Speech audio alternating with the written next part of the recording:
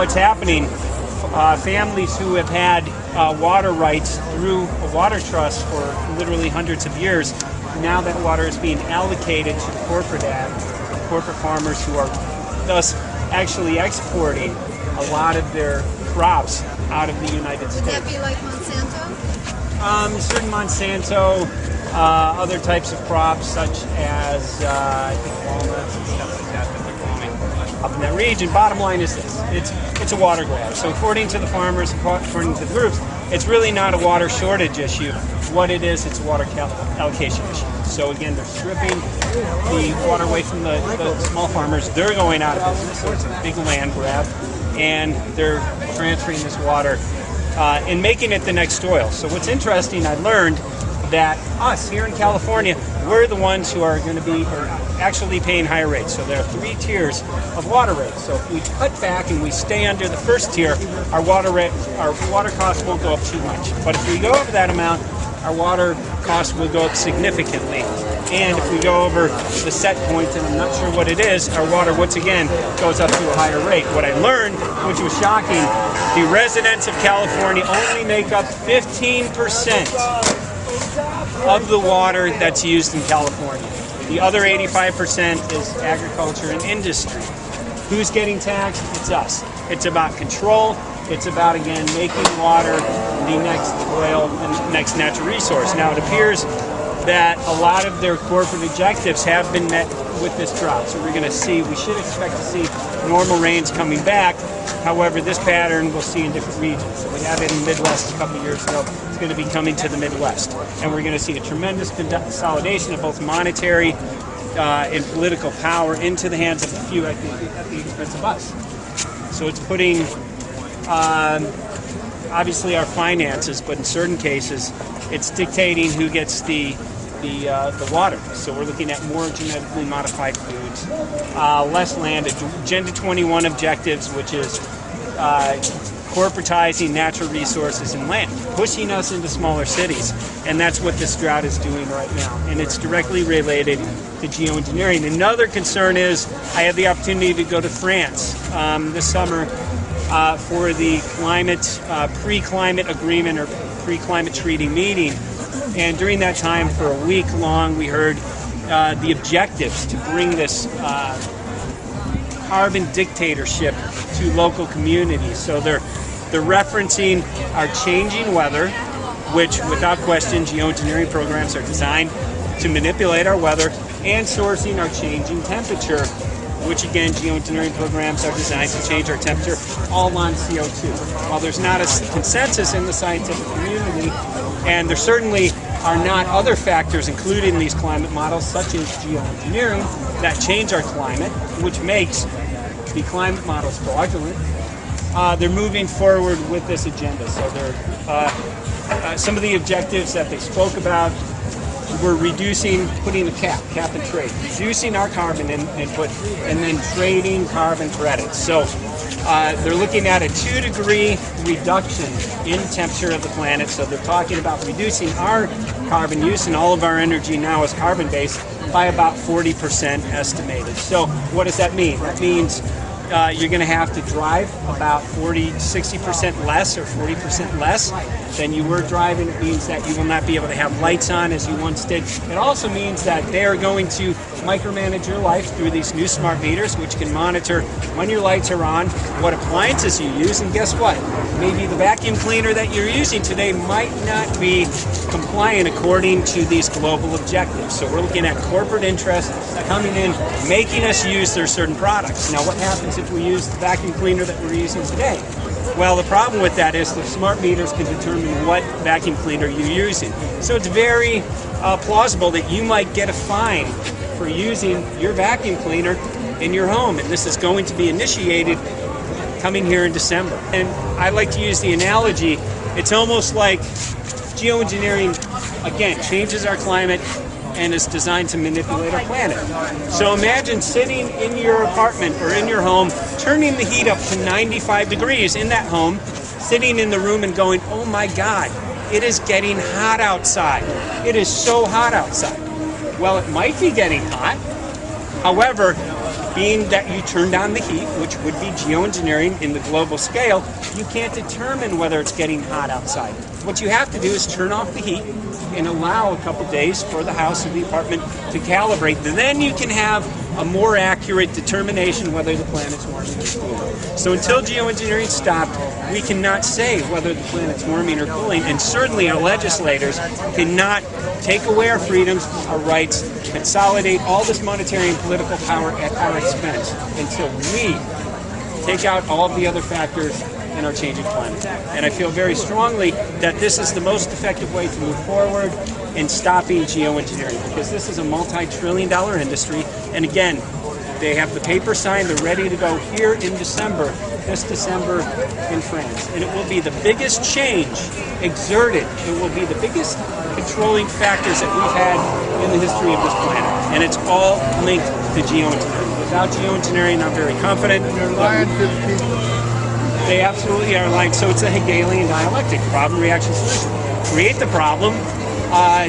92% of our population is completely oblivious to the issue of geoengineering. Now, freedom of speech is important, but we have to be discerning with what information we hand out to the public. So if some people have entered the movement for the purpose of stirring up trouble or bringing in disinformation, it's incumbent upon us to not bring that into our activism. So I think that's an important component in terms of what we do and how we outreach, because we want to have a pure, clean message. We don't want to create division or dissension in the movement. We certainly don't want to support people who are attacking good activists around the world. So we want to be real careful with who we support. And I think that's equally as important as the information that we bring about to the public. In Oregon, they're introducing a tax on the miles that we drive.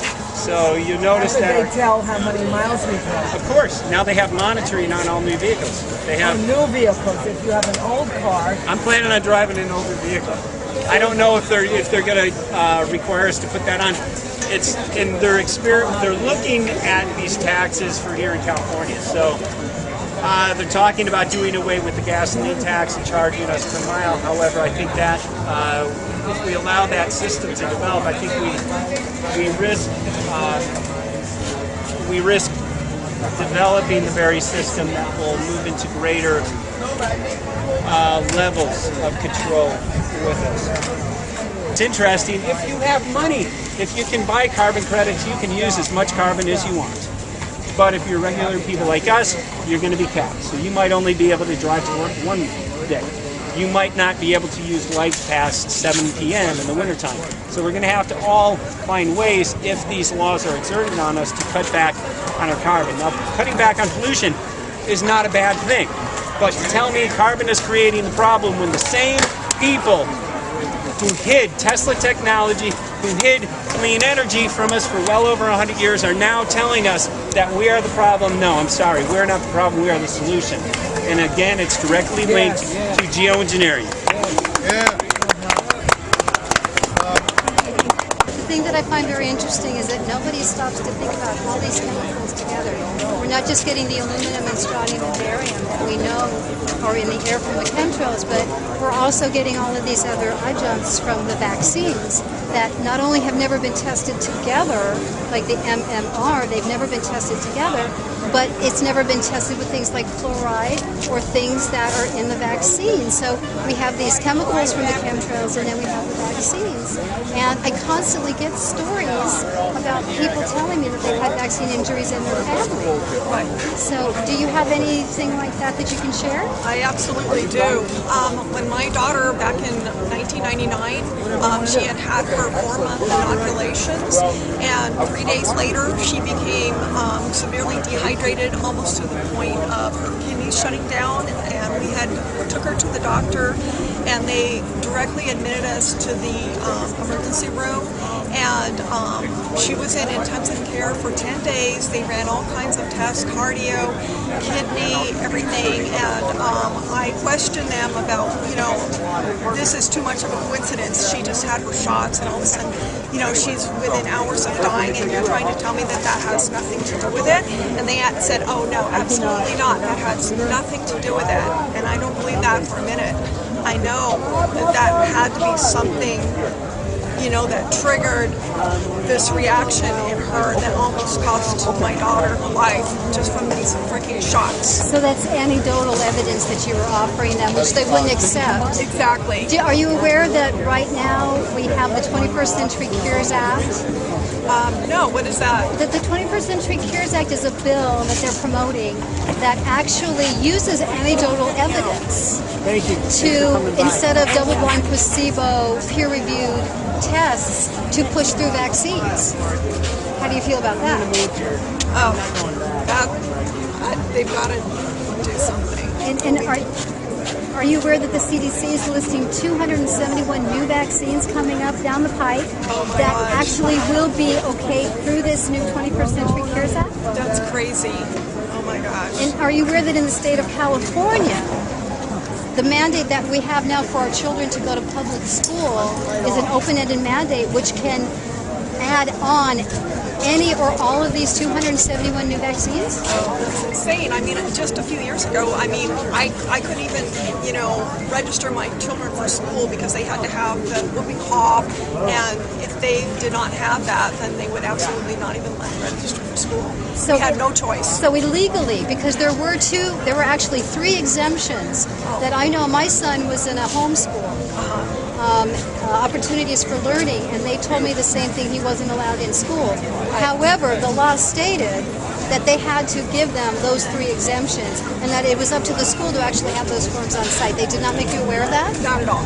Okay, it doesn't surprise me because they didn't make me aware of that either. I had no idea. So, I mean, that's just blatant lying to us about what's going on. Just like right now, they're telling the parents that they need to be vaccinated for this new law, but it actually doesn't take effect until July of 2016.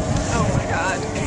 So, I mean, how can we not stop and think that there's some coercion here, there's some medical tyranny going on, and that there is some reason why they want to make our children sick? Yeah, I mean, it's the pharmaceuticals. Absolutely. They want to make their money at the cost of us, our lives, our good health, just for their money in their pocket. I know. I myself used to work in the entertainment industry, and in the entertainment industry, they give you free flu shots, which is probably going to be coming up soon towards the end of the month. They're going to start doing that. I've only done it once in my life. Well, I ended up with pneumonia. And I had a very good doctor that I actually said, hey, do you think this is connected to the flu shot? And he said off the record, absolutely yes. And he had seen it before. Now, my father had a stroke only hours after having his flu shot, and he ended up losing his life to it. I did a little bit of investigating. I was like, this is weird. The gentleman in the bed right next to him had the same thing. Within 8 hours of having his shot, he had a stroke. And started going through the hospital ward and caught one other person just on that one day had a flu vaccine and ended up with pneumonia. So this is anecdotal. If it's anecdotal, it's like if I'm going to see people fall off a cliff, do I need someone in a white lab coat to tell me if I jump, I'm going to die? No, because I've seen all these other people do it. I don't need anyone in a lab coat, right? Does that make sense? Absolutely. So to say that it doesn't injure is just ludicrous. If you go to the CDC website, it actually tells you right there that one of the side effects could be death. Yeah. And gives you protocol how to work around all these things if you're a doctor. There's a site right there. I actually forwarded over to Dianne Feinstein. Oh, wow. Because I was like, hey, I signed a petition. She came back with everything's fine and great and rosy. And I said, no, it's not. And here's information. And maybe you're lucky enough to be that one person that doesn't know anybody who's been, contaminated by this, or maybe you're just ignorant and aren't connecting the dots. We now think it's okay to get cancer. 1 in 3 women and 1 in 2 men. So what do you think we can do to actually turn this around and get people aware of what's going on? We've got to, what would be really great is to get the media, the television stations to cover something like this. That's the only way you're going to reach, a mass audience. What we're doing out here is, there's a lot of interest, and I've seen a lot more people being more aware, but there's just so many people that are just turning, they're turning away from it. They're in denial. They don't care. They don't want to know. Though, it's going to be their children that are going to be affected by all this. We've got to wake the public up. And then they're going to blame it all on the president, whoever is there at the time, when they sat around and let it happen. Right. Correct. Exactly. I totally understand. I'm beyond frustrated with all of this myself. I feel that people are more concerned with Kim Kardashian's ass than they are with what's going on in their own homes. That's exactly And I think we're very blessed to have someone like Michael J. Murphy come out with his documentary and offer it for free, and people aren't even taking it for free. right. And it's just insane to me that this is an ongoing process. I know it takes years to get people aware and constant comments, and you had mentioned something very interesting about hoping that the news media picks up on this. Yeah. But this is all tied in, I'm sure you can agree, with the pharmaceutical industry. Oh, yeah. Because it's a cradle to grave. If we get you sick, you're going to be customers for life, right? Exactly. So what are the most commercials you see on the nightly news? Well, you see, are you suffering from this, then you take this medicine, but the next commercial right after that is the lawyers that are coming in and saying, oh, well, if you've experienced, death, or if you've caught this or that, then they're right behind them trying to make money off of the pharmaceuticals who are selling us all the bad drugs, and then the lawyers are making money trying to throw lawsuits against all these pharmaceuticals. It's just this big snowball effect. So that there is exactly why the general media will not get involved. Yeah. Because that's who's funding the news. Right. You've got your fast food companies which use genetically modified food, which is poison, to get you sick. Then you start with your pharmaceuticals. It's just, oh my gosh. I just thank you so much for being a part of the event. And, Oh, you're welcome. And I'm happy to getting the help information out. out there, and us moms need to stick together. Yes, we do. Can you do that? Yes.